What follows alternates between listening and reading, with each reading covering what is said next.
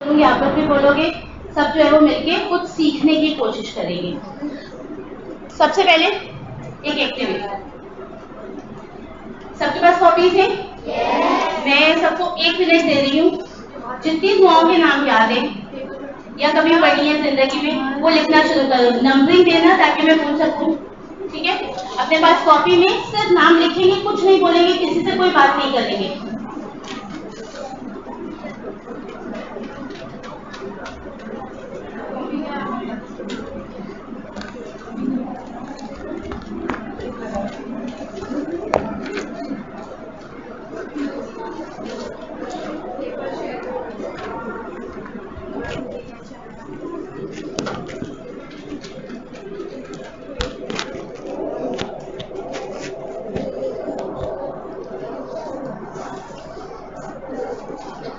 दुआओं की तफसील नहीं लिखनी है, सिर्फ दुआओं के नाम लिखेंगे।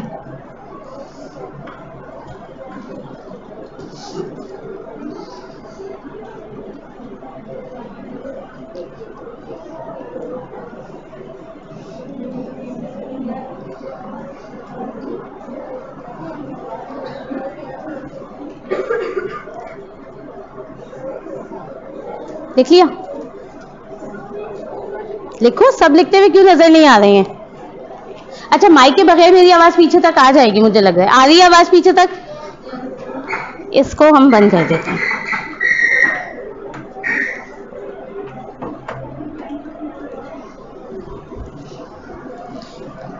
ओके, हमारा 1 मिनट हो गया है। सही है, अब स्टॉप राइटिंग। सबसे ज्यादा कौन दावा करे कि मैंने सबसे ज्यादा नाम लिखे हैं? Raise your hand. अच्छा, कितने लिखे हैं? जी बेटा, कितने लिखे? 7। किसी ने 7 से ज्यादा लिखे हैं? 8। आपने 10, 13, 10। अभी हाईएस्ट 13 आया है। जी बोलो। 9। ओके, 13 वाली बताओ, अपने नाम बताओ, कौन कौन सी दुआओं के नाम लिखे?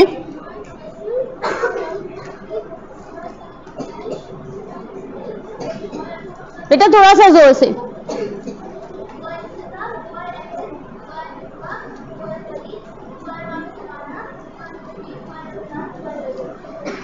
इसके अलावा किसी और ने कोई नाम लिखा है? दुआए यस्तशीर, दुआए जोशन कबीर और सगीर, दुआ हिफ्ज़ ईमान। अच्छा, ये बहुत सारी दुआएं हैं, इनमें से कुछ जो है वो इमाम से मंसूब है, यानी आखिर वक्त में इमाम ज़माना के हवाले से मंसूब है। कुछ जो है वो अय्याम की हैं, माह की हैं, ऐसा ही है, कोई किसी महीने के लिए खास है। तो ये सारी दुआएं हैं। अच्छा, ये सारी दुआएं हमारी अपनी हैं, मतलब हमारे जैसे आम इंसानों ने या किसी उलमा की बनाई हुई है, या आइमा की तालीम करदा है? आइमा की तालीम करदा है, ठीक है। इसमें से ज्यादातर जो है वो आइमा की तालीम करदा दुआएं। अच्छा, ये लफ्ज दुआ होता क्या है? अगर मैं पूछूं ये दुआ क्या है? अभी बच्चों ने भी पढ़ा था, आप लोगों के चैप्टर्स में भी होगा। लफ्ज दुआ अल्लाह से मांगना,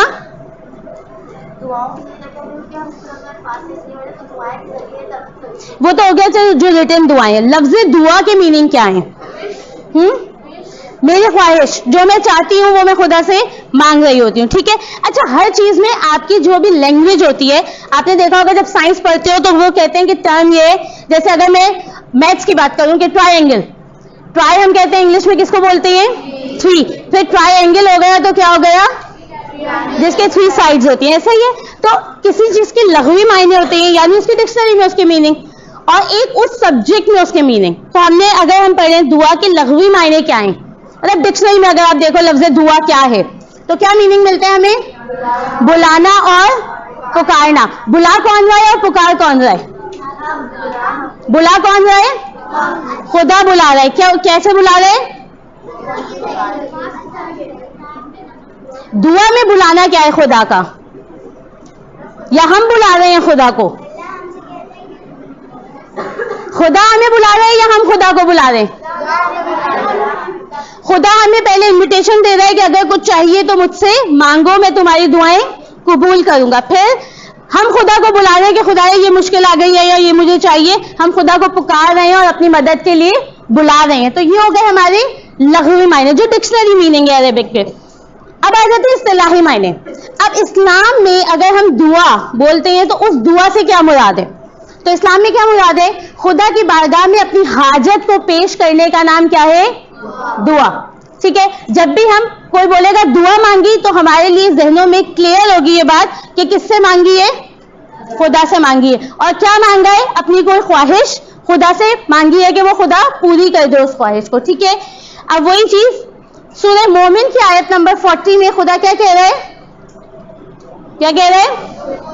तो मुझसे मांगो, मैं तुम्हारी दुआ कबूल करूंगा। यानी खुदा एक इन्विटेशन भी दे रहा है और एक गारंटी भी दे रहा है। ऐसा ही है, खुदा कह रहा है कि मुझसे मांगो, मैं उसे सुनूंगा जरूर। ठीक है, अब कभी कभार हमारी लेट हो जाती है, वो एक अलग चैप्टर है। ठीक है, कि क्यों देर हो जाती है, क्यों खुदा हमें नहीं दे रहा होता, अच्छी दुआ बुरी दुआ, वो बिल्कुल एक अलग बहस है। ठीक है,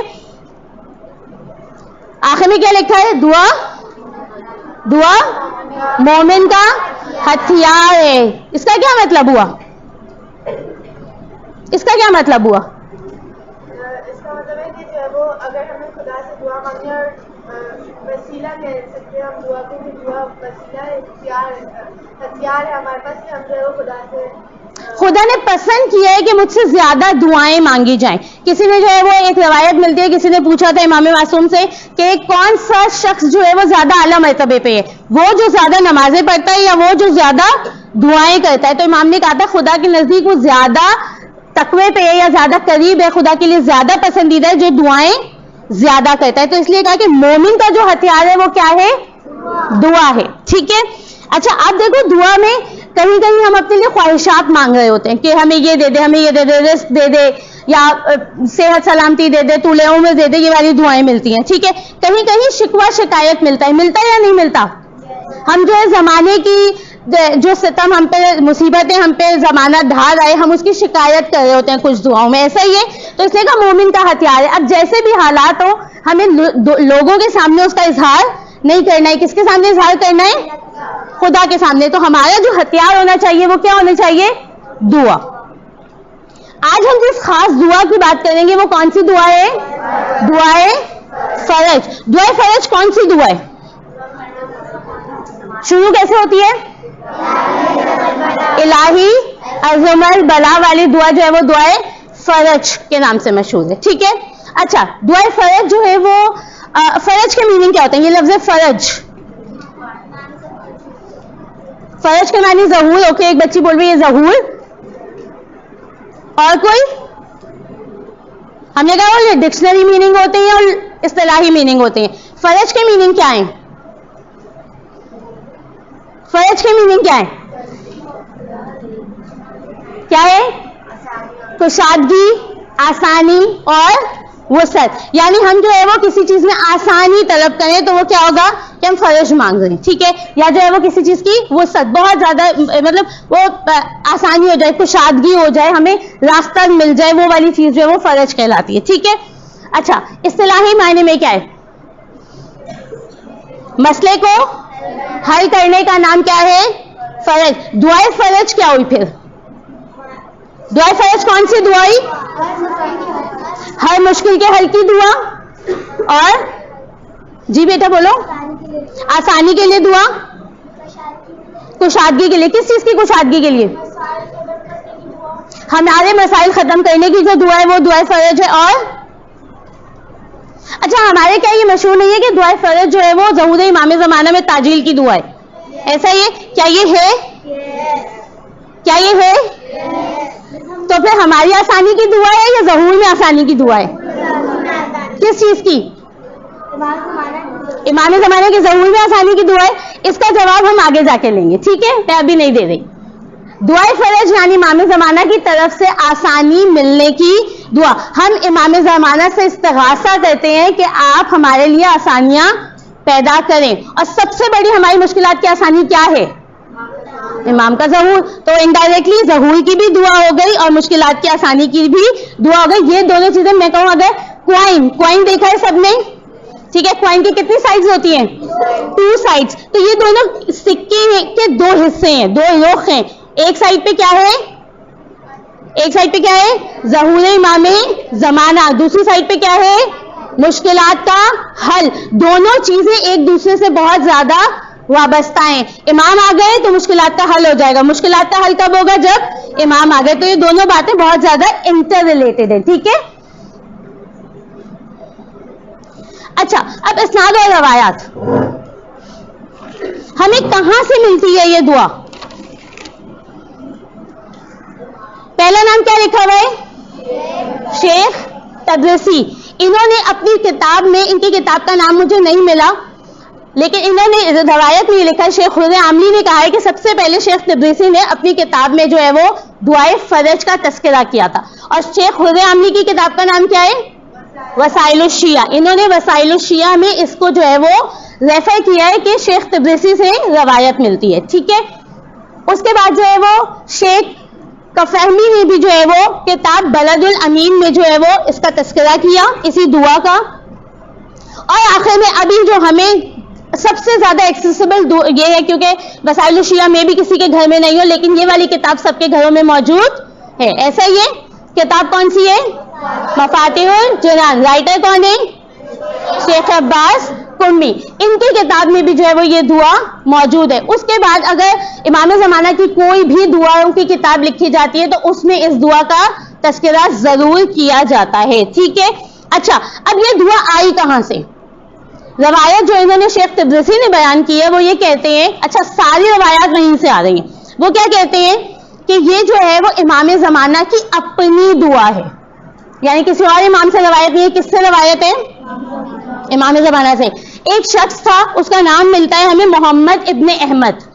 मोहम्मद इब्ने अहमद जो है वो सामरा में कैद कर दिया गया था, चाहने वाला था, मुहिब अहले बैत था, और जो है वो इसी जुर्म में उसे कैद कर दिया गया, ठीक है। अब कैद में जो है वो परेशानी हुई बहुत ज्यादा। जब वो बहुत परेशान हुआ, उसको कोई रास्ता नहीं मिला, तो उसने इस्तिगासा किया। किससे? इमाम से इस्तिगासा किया। तो उसे जो है वो इमाम ज़माना ने ये दुआ खुद तालीम फरमाई थी। यानी इस दुआ की खुसूसियत क्या है? ये इमाम ज़माना के अल्फाज हैं, ठीक है। इमाम ज़माना ने उनसे बताया कि इस तरह दुआ मांगो तो तुम्हें जो है वो रिहाई मिल जाएगी। और जो है वो मोहम्मद इब्ने अहमद को जो है ये दुआ पढ़ने की वजह से जो है वो बाइज्जत रिहाई मिल गई थी कैद से, ठीक है। तो इस दुआ की अगर कोई पूछे सबसे बड़ी खासियत क्या है, तो ये कि ये जो है वो इमाम ज़माना ने खुद तालीम की है। तो इसके अल्फाज जो है वो इमाम ज़माना के अपने अल्फाज हैं, ठीक है। और हमें इमाम ज़माना से बहुत कम, आपके अक़वाल बहुत कम मिलते हैं, आपकी दुआएं बहुत कम मिलती हैं। तो ये हमारे लिए ज़ख़ीरा है कि हमारे वक्त के इमाम ने ये हमें सिखाया है कि जब मुश्किलों में घिर जाओ तो जो है वो ऐसे दुआ मांगो, ठीक है। अब ये कब कब पढ़नी चाहिए? अब आप लोग बताओ कब कब पढ़नी चाहिए? नमाज के बाद, ओके गुड। जब भी मुश्किल पड़े तब, और 15 शाबान को ज्यादा से ज्यादा, शबे कदर किसी चीज की आसानी के लिए, हम फंस गए हैं आसानी के लिए, शबे जुम्मा, वेरी गुड, ज्यादा से ज्यादा पढ़नी चाहिए। यानी इसके लिए कोई मौका नहीं बताया गया। अच्छा, आगाए बहजत जिनका कहते हैं कि इमाम ज़माना से बहुत ज्यादा स्ट्रॉन्ग कनेक्शन था, तो आगे बहजत क्या कहते हैं कि जो है वो जब तुम्हें ऐसा लगे तो कि तुम अंधेरों में फंस गए हो, ठीक है, अंधेरों में आ गए हो, और जो है वो जब तुम अंधेरों में आ जाओ, मुसीबतों में घिर जाओ, इतनी मुसीबतें हो तुम्हारे ऊपर टूट पड़े कि अब तुम्हें ऐसा लगे कि मौत के अलावा मुझे इन मुसीबतों से निजात कोई भी चीज नहीं दिला सकती, तो तुम्हें चाहिए कि तुम दुआए फर्ज पढ़ो, इसमें तुम्हारे लिए आसानी मौजूद है। यानी तुम्हें मुश्किलात से निकाल लेगी, तुम्हें मुसीबतों से निकाल लेगी। यानी क्या कहना चाह रहे हैं आगे बेहतर कि जब सारे दरवाजे बंद हो जाएं, जब अंधेरा अंधेरा नजर आने लगे, तब इस दुआ की तिलावत करो तो तुम जो है वो उससे निजात पा जाओगे। अच्छा, एक और बात, यहाँ पे उलमा ये कहते हैं कि अगर हम सिर्फ मुश्किलात में कोई दुआ मांगते हैं तो उसके कबूल होने के चांसेस बहुत कम होते हैं। क्यों? क्योंकि हम सिर्फ मुश्किल में मांग रहे होते हैं, ठीक है। जैसे अम्मी है, अम्मी के अगर हमारे पास 2 बहनें हैं, 3 बहनें हैं, एक है जो अम्मी का हर वक्त कहना मानती है, एक है जब उसे कोई काम करवाना होता है तब कहना मानती है, तो अम्मी के नजदीक करीब कौन होगा? वो हर वक्त कहना मानती है। तो उन्होंने कहा कि आप आसानी में भी इसकी तिलावत करें और मुश्किलात में भी तिलावत करें, तो ये मुश्किलात में ज्यादा फायदा देगी।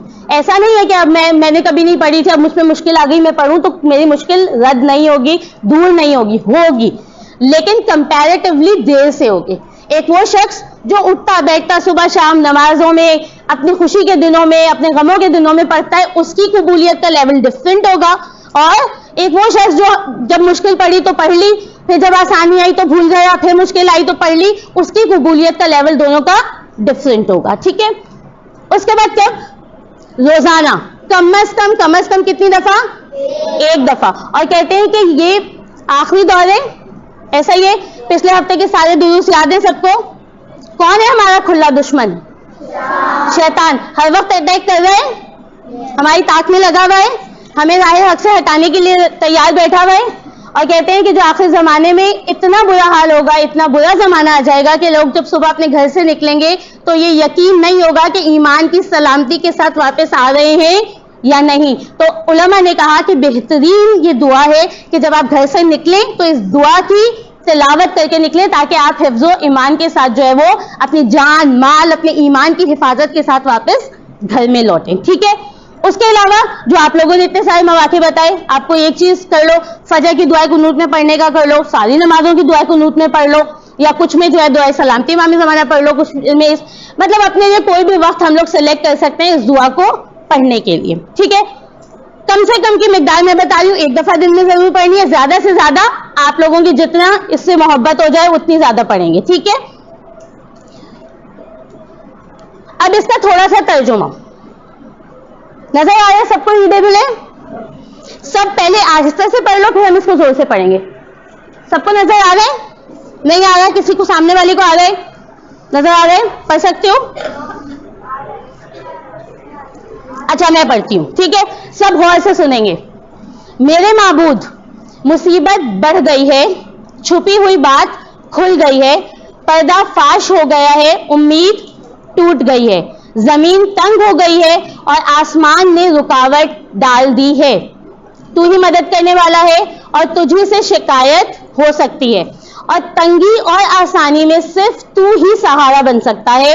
ए माबूद, मोहम्मद सल्लल्लाहु अलैहि वसल्लम और आले मोहम्मद अलैहिस्सलाम पर रहमत नाजिल फरमा। अल्लाहुम्मा सल्लल्लाहु अलैहि वसल्लम। जो साहिबाने अम्र हैं वही हैं जिनकी अताअत तूने हम पर फर्ज की है, और इस तरह हमें उनके मर्तबे की पहचान करवाई है। बस उनके सदक़े में हमें आसूदगी अता फरमा, जल्द तर नजदीक तर, गोया आंख झपकने की मिकदार या उससे भी पहले। या मोहम्मद हो या अली हो या मोहम्मद, हम वसीला इख्तियार कर रहे हैं इन दो हस्तियों से। मेरी सरपरस्ती फरमाइए कि आप दोनों ही काफी हैं, बेशक मेरी मदद फरमाइए कि आप दोनों ही मेरे मददगार हैं। फिर हम किससे वसीला इख्तियार कर रहे हैं? इमाम ज़माना। ए हमारे आका, ए साहिबुल ज़मान, फरियाद को पहुंचे, फरियाद को पहुंचे, फरियाद को पहुंचे, मुझे पहुंचे, मुझे पहुंचे, मुझे पहुंचे। ये बहुत कीमती लफ्ज है, इसकी मैं बाद में आखिर में तफसीर करती हूँ। फिर इसी वक्त, इसी लम्हे, इसी घड़ी, जल तर जल तर जल तर, ए सबसे ज्यादा रहम करने वाले, वास्ता है मोहम्मद सल्लल्लाहु अलैहि वसल्लम और उनकी पाक आल अलैहिस्सलाम का। दूध पढ़े मोहम्मद वाले मोहम्मद।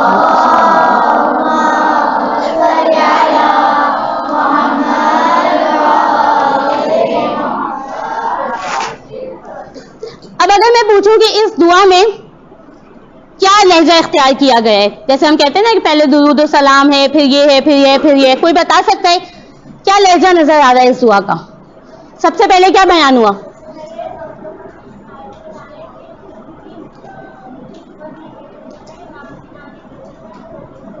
हम अपने मसाइब का तस्करा कर रहे हैं। ठीक है, पहले हिस्से में ओके गुड, फिर मोहम्मद वाले मोहम्मद पर दुरूद है,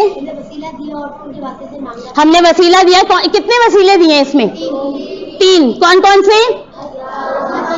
रसूल खुदा, मौलाए कायनात और आखिर जमाने के इमाम ज़माना अलैहिस्सलाम। ठीक है, अच्छा उसके बाद फिर क्या है? आखिर में क्या है? हम उन्हें पुकार रहे हैं, उन्हें आवाज दे रहे हैं। किस चीज के लिए? कि हमारी मदद को आए। ठीक है, अच्छा मैंने जो ये बोला कि आखिरी जुमला फरियाद को पहुंचे, फरियाद को पहुंचे, फरियाद को पहुंचे, मुझे पहुंचे, इसका क्या मतलब हुआ? अजीब सा लग रहा है सुनने में। हम कहते हैं ना अगर हमें कोई परेशानी हो जाती है और जो है वो हम कमरे में बैठे हैं और हमारी वालिदा या वालिद जो है वो बाहर बैठे हैं और हम बहुत परेशान हो गए, तो हम क्या आवाज देते हैं अम्मी को? क्या बोलते हैं? मेरे पास आए। या कभी अकेले रूम में बैठे हुए खौफ महसूस होता है तो हम अम्मी को क्या बोलते हैं कि कम से कम मेरे सामने बैठे रहें, ऐसा ही होता है। तो ये जो लफ्ज है मुझे पहुंचे यानी मेरे पास आ जाए, हम किसको बुला रहे हैं? इमाम को। और जब इमाम पास आ जाएंगे तो कोई मुश्किल रहेगी, कोई परेशानी रहेगी, तो हम इमाम को क्या करें? इस्तिगासा। इस दुआ के 4 जुज बनते हैं, 4 महवर बनते हैं। कौन कौन से? पहला आप लोगों ने सही बताया, क्या था? हम क्या बोल रहे हैं? एहसास मुसीबत। हम मुसीबतें बयान करें, क्या क्या मुसीबतें थी? कोई बता सकता है? मुसीबत बढ़ गई है, आगे क्या था?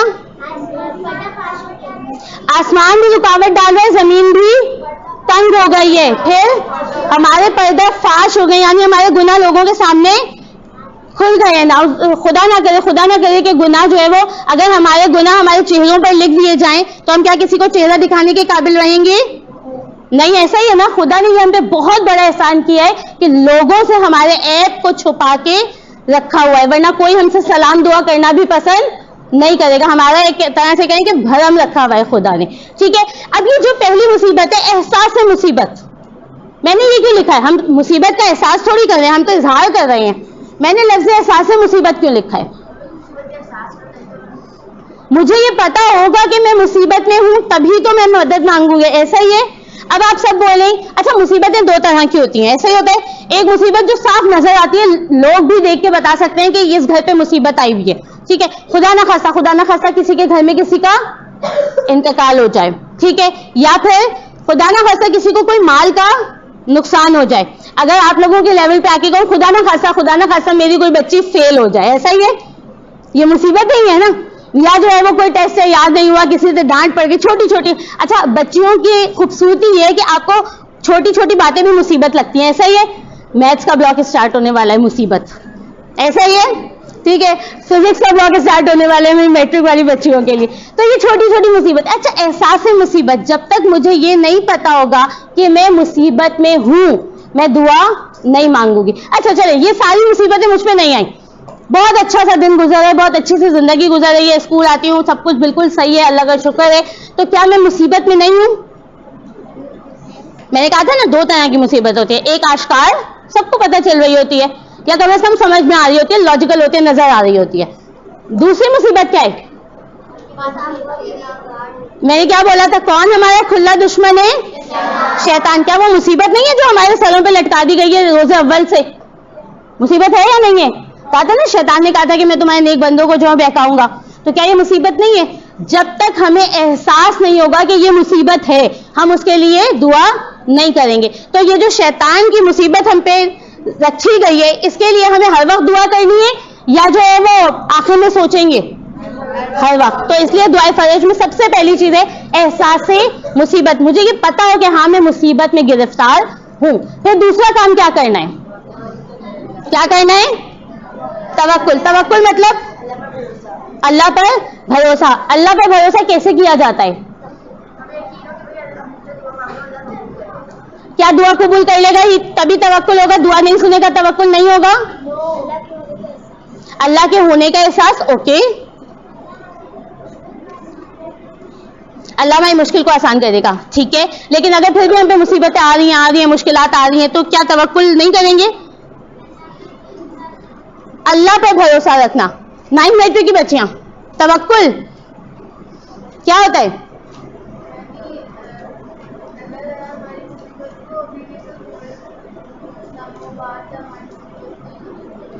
हमें खुदा पे ये कॉन्फिडेंस होना चाहिए कि खुदा हमारे लिए मौजूद है, अभी नहीं सुन रहा तो बाद में सुन लेगा। कोई मसलहत होगी, अपने आप को जो है वो इस बात का यकीन दिलाना है कि खुदा मौजूद है और अपने तमाम मामलात उसी के सुपुर्द करना। अच्छा तवक्कुल का सबसे बड़ा फायदा क्या होता है कि हम दुनिया में किसी से खौफजदा नहीं होते। हमें किससे खौफ होता है? सिर्फ।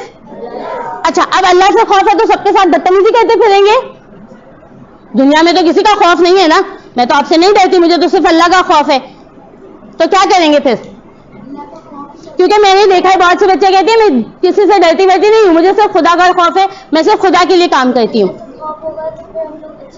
अल्लाह से खौफ होगा तो हम उसके बंदों के साथ अच्छा सुलूक करेंगे। खुदा ने जिनको हमसे बुलंद मकाम दिया है, यानी हमारे माँ बाप हो गए, हमारे असातिज़ा हो गए, हमारे बुजुर्ग हो गए, या हमारे छोटे बहन भाई भी, इवन उनके साथ भी अच्छा बर्ताव करेंगे। यानी ये नहीं कि खुदा पे ऐसे अगर डरते हैं तो अब दुनिया के साथ बदतमीजी का सर्टिफिकेट मिल गया है, ऐसा नहीं है, बल्कि और ज्यादा आजिज़ी का सर्टिफिकेट मिला है कि अब आप तवक्कुल पे आ गए हैं, खुदा को जानते हैं, खुदा को भरोसा रखते हैं और पता है कि खुदा ही सब कुछ देने वाला है, तो आप में और ज्यादा नरमी और आजिज़ी आ जाएगी। ठीक है, इसके बाद क्या है?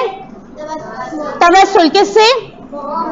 अच्छा, दो के नाम लिए, दो के नाम स्पेशली लिए यहाँ पे, बाकी तो मोहम्मद वाले मोहम्मद पे सलवात भी भेजा, उनके वसीले से भी मांगा, सब कुछ है, लेकिन दो के नाम स्पेशली लिए। किसके नाम? रसूल खुदा के और मौलाए कायनात के। क्यों यही दो नाम, क्यों?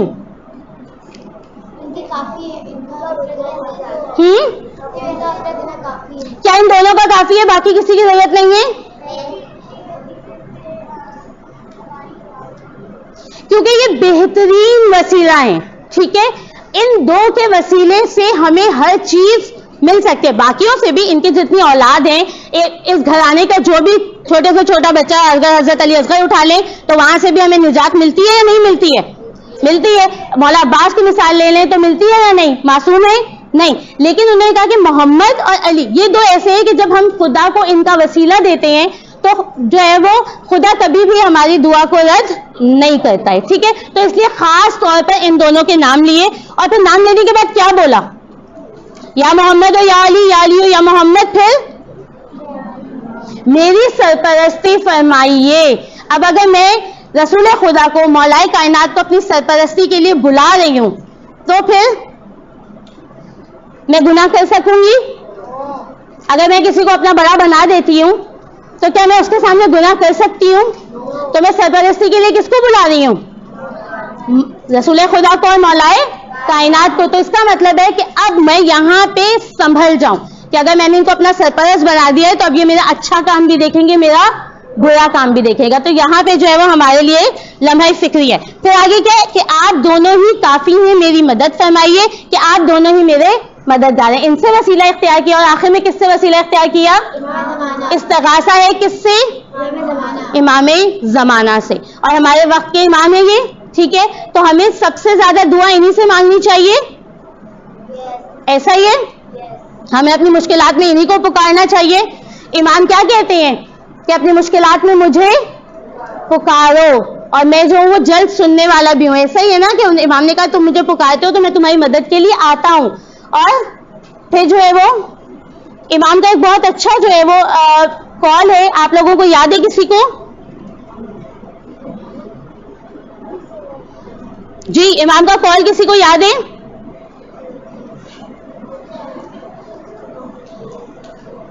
क्या लिखा हुआ है?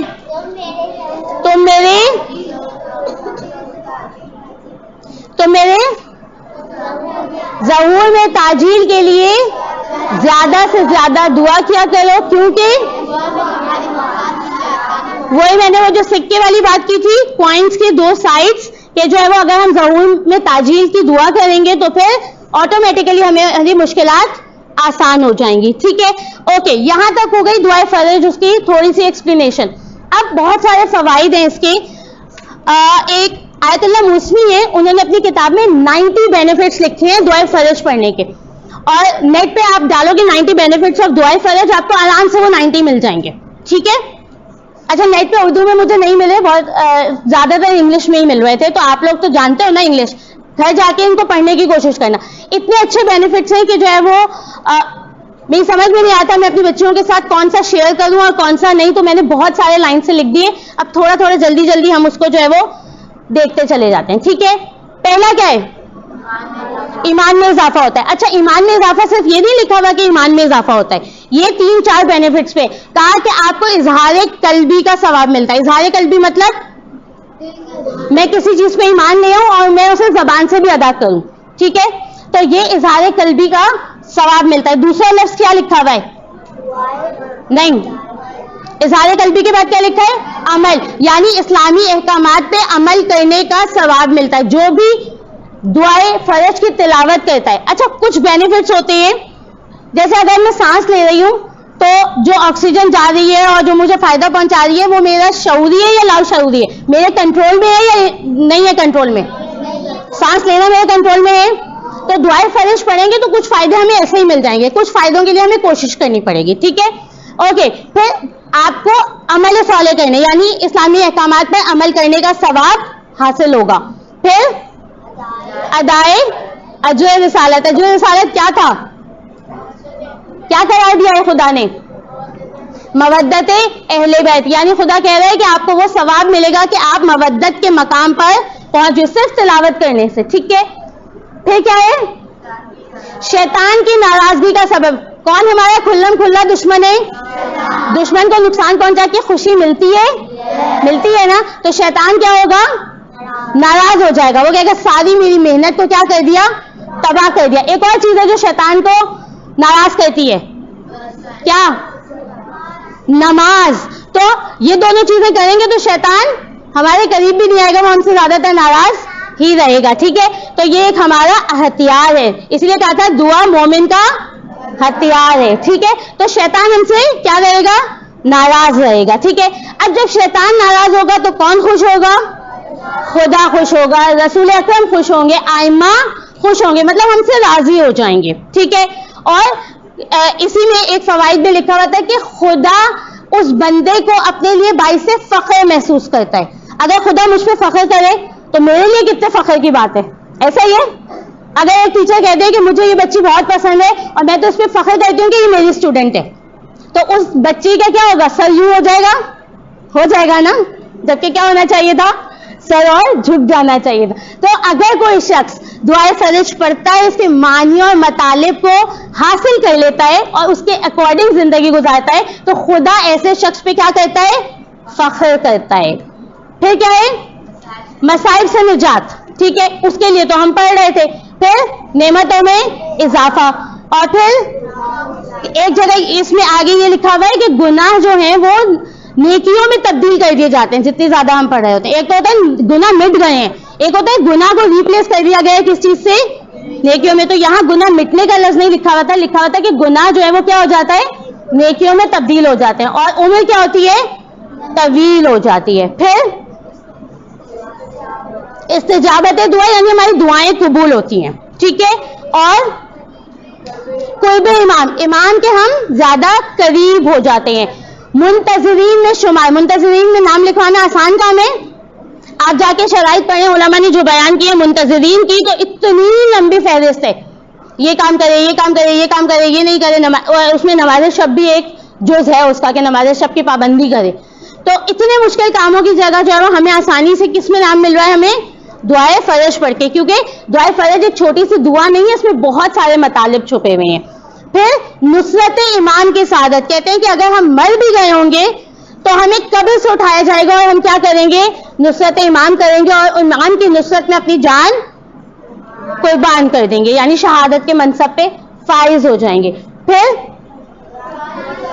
इस दुआ का ज्यादा पढ़ने से हमारे दिल में कुरान की मोहब्बत आ जाती है। खुदा हमें तौफीक देता है कि हम कुरान ज्यादा से ज्यादा पढ़ें, उससे हिदायत हासिल करें, इल्म हासिल करने की तौफीक हासिल होती है कि जो है वो हमें इल्म से मोहब्बत जो है वो हमारे दिल में आ जाती है।